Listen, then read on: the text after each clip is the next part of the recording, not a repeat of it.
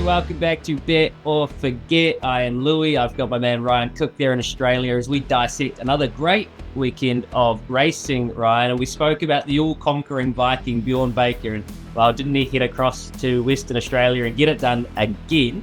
Got me thinking, Bet or Forget is... of the top-line trainers, is he somehow a little bit underrated still at the moment, Bjorn? Hello again, Louis. Yeah, look, I'm going to have to bet on this one. Underrated is definitely the right word to describe Bjorn. He's become an absolute master at these little hit-and-run missions, particularly over in Perth. Not known for winning Group 1s all the time. He's been very good at winning Group 2s and races a little bit below that level, but we know what Overpass has done, and he also had a Arapaho win the Zipping Classic on Saturday. So, I would happily bet this one. It's funny because there's nothing about him that should seem underrated. He's about 8 foot 100 and he's very loud, but he somehow does pick up these kind of, you're right, he wins Group 1s, but kind of when you wouldn't expect him, he pops up here and he'll win a really nice race. Then he can target prize money really well. He's very shrewd.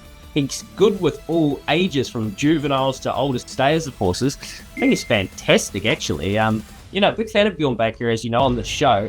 I want to know, is one of the most overlooked factors in Australian racing its United Nations element? Bet or Forget? Well, you're going to have to explain that a bit more to me, Louis. Is this another Kiwi over the Aussies topic for you, or what? Not exclusively Kiwis, but look, I think about it. Bjorn Baker, right? So who rode Arapaho for you? It was Rachel King.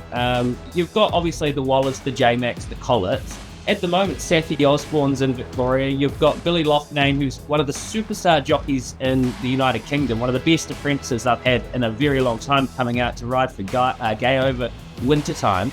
I think it's one of the best things about Australian racing, the international flavour, and it's what puts Australia in such high regard around the world. So what are you doing, betting or forgetting?